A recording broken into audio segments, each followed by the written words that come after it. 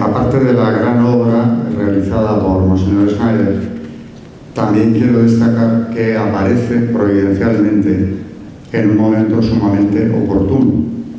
Bueno, si hubiera aparecido hace unos años, tampoco hubiera estado mal, pero la situación ya requiere una claridad que no se subtala con frecuencia dentro de la Iglesia.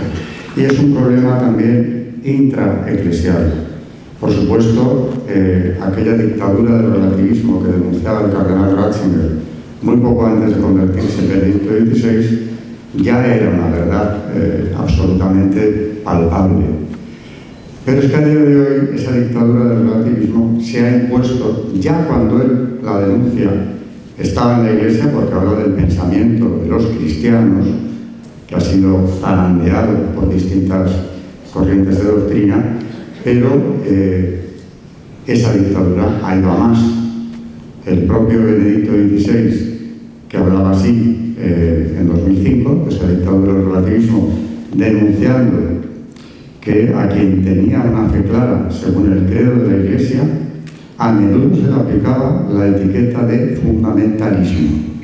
Era descalificado. Pero es que unos años más tarde, siendo ya Papa emérito, el discurso cambia. En su biografía autorizada, en el epílogo de esa biografía, Benedicto XVI, una vida, lo que él dice es que lo que se ha impuesto ya es una tiranía de pensamientos supuestamente humanistas que realmente están desarmando por completo la fe de la Iglesia. El gran problema, dice él, del ministerio petrino es la imposición de esa dictadura. Se va consolidando, dice más o menos, se van consolidando una serie de dogmas anticristianos que aquel que no profese queda excluido del consenso social básico. A esto le acaba llamando credo del anticristo. Pone solo algunos ejemplos. Dice, hace unos años, simplemente hablar del matrimonio homosexual había sido considerado absurdo. Hoy es muy difícil enfrentarse contra esto porque quedaría uno excluido de ese consenso social. Por el ejemplo del aborto, la producción de seres humanos en laboratorio, una serie de dogmas, hoy en día inatacables, que han ido haciendo que muchos pastores de la Iglesia guarden silencio en relación con estos temas. Por supuesto, pienso que todos ellos tendrán las ideas claras y saben dónde está la verdad. Pero muchas veces estos temas se esquivan. Y en su conjunto, ese credo del anticristo, acaba diciendo Benedicto XVI, es lógico que inspire miedo, y lo repite, miedo ante ese poder intelectual del anticristo. Sería necesario la oración de toda una diócesis, de la Iglesia entera, añade, para combatirlo, para hacerle frente. Hay ya desde mucho antes de esto, en Veritatis Splendor lo leemos, un pretendido conflicto entre libertad y ley. La libertad humana, dice la encíclica, podría crear los valores y gozaría de una primacía sobre la verdad. La verdad misma sería una creación de la libertad. Es decir, la contradicción del Evangelio que aquí un presidente del gobierno, que todos recordamos, llevó a cabo. La verdad os hará libre, nos dice el Evangelio. El presidente Zapatero nos dice lo contrario. La libertad os hará verdaderos, ciñéndose perfectamente a lo que Veritatis Splendor decía. La libertad creará los valores. Y esto es lo que hoy en día se ha ido imponiendo. En Centésimos Annus, Juan Pablo II también decía que quien se adhiere con firmeza a la verdad ya no es fiable desde un punto de vista democrático, al no aceptar que la verdad sea determinada por la mayoría o que sea variable según los diversos equilibrios políticos. Todo esto ha ido minando ha ido constituyendo ese silencio, incluso eclesial, muchas veces que entra dentro de lo que podríamos considerar la corrección política, que es una mordaza que en realidad nos impide hablar con libertad, proclamar la verdad, en definitiva. Es ese consenso social básico el que no quiere violar nadie.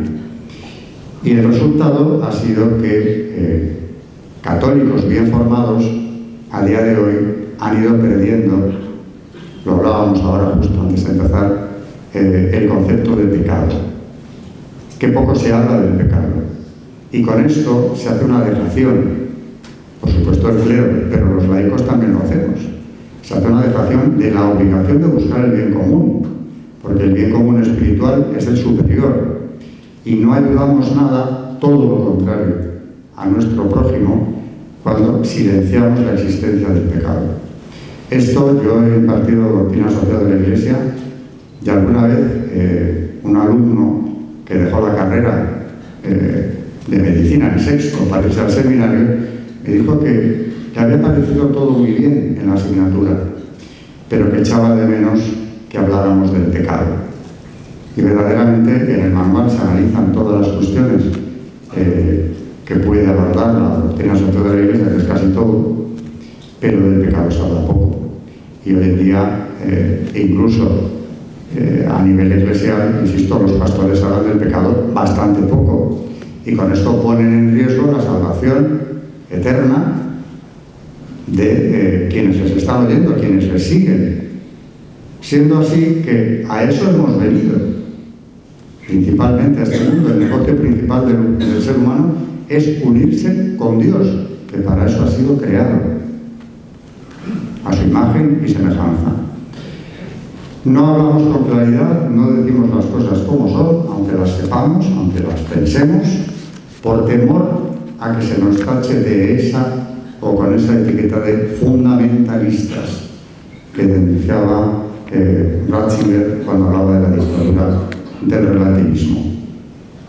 Hoy podemos llegar a ver ejemplos como en una parroquia aquí en Madrid el sacerdote nos insta a pedir perdón, también lo hemos comentado antes, por nuestras actitudes negativas, esquivando precisamente el concepto de pecado, que parece que a él le suena excesivamente duro. Hay sacerdotes también en esta diócesis que han llegado a consagrar rosquillas y bollos en su parroquia, alegando que la feligresa que se los había entregado había llevado a cabo un hecho de tal generosidad que bien merecía que se consagrara aquello. Es el mismo sacerdote, estoy hablando naturalmente de San Carlos Borromeo, que ya no es parroquia, en vista de todo esto, que también ha dicho que no se puede divinizar la materia y que por tanto daba lo mismo consagrar rosquillas que cualquier otra cosa. Bueno, dice disparates mayores también, pero esto es relativismo en un grado sumo. Es poner en cuestión nada menos que la presencia real de Cristo y la forma de realizar esa transformación del pan y vino en cuerpo y sangre de Cristo. Si esto ocurre y al sacerdote en cuestión no se le llama al orden, porque claro, ahí viene una parte que es todavía más grave. Este señor sigue estando ahí, ya no es párroco, pero es el capellán mayor de ese centro asistencial de San Carlos Borromeo. No podemos seguir dejándonos llevar por estas corrientes de doctrina de todo tipo que han ido deshaciendo la fe del pueblo de Dios. Hay que plantarse, y ante esto creo que va a ser de gran utilidad el libro de Monseñor, porque en él vamos a encontrar respuesta a cualquier duda que se nos presente o que nos presenten. Está la cuestión de los artículos del credo, pero es que ¿en qué creemos? Vamos a tener claro en qué estamos creyendo cuando rezamos el credo, qué es lo que queremos decir, qué es lo que reconocemos como verdad. Los sacramentos, la liturgia, los dogmas, todo esto está recogido en el libro. Por tanto, creo que es un uso muy sencillo, porque habla con una claridad meridiana.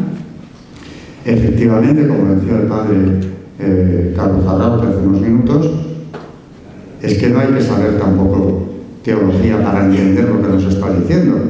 Con una formación básica se entiende. Y esto, como digo, puede que salve, estoy seguro de que salvará a muchas almas huérfanas de asistencia por parte de quienes deberían prestársela. Y con esto, pues, no quiero agotar más el tiempo porque tiene que hablar el autor, que es lo interesante.